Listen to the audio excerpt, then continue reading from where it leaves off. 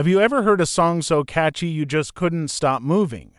Imagine that feeling, but amplified 1,000 times, and you can't stop, even if you want to. In the summer of 1518, in the city of Strasbourg, something truly bizarre happened. This is the story of the dancing plague. It all started with one woman, Frau Trophia. One hot July day, she stepped out of her house and began to dance. There was no music, no celebration. She just danced. Her husband begged her to stop, but she couldn't.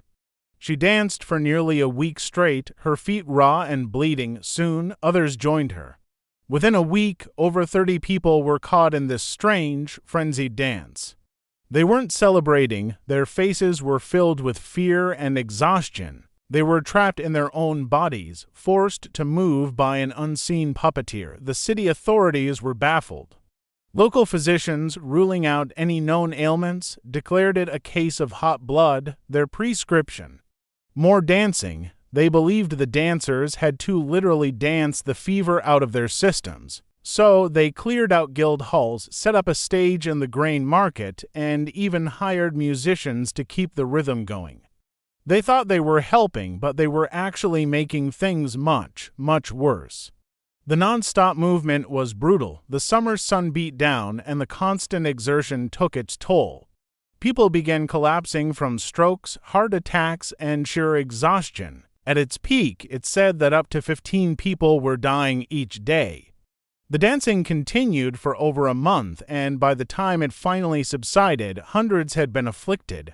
The joyful image of dancing had turned into a terrifying, public spectacle of death. So, what caused this mass hysteria? To this day, no one knows for sure.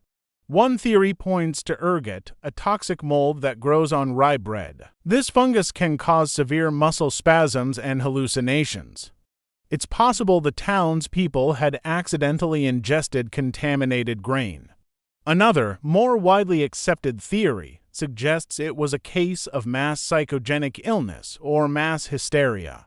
The people of Strasbourg were under immense stress. They had just endured famine, poverty, and widespread disease. This extreme psychological distress might have manifested physically, creating a bizarre and tragic feedback loop where the sight of others dancing uncontrollably triggered the same response in onlookers. It was like a social contagion, a dance of despair.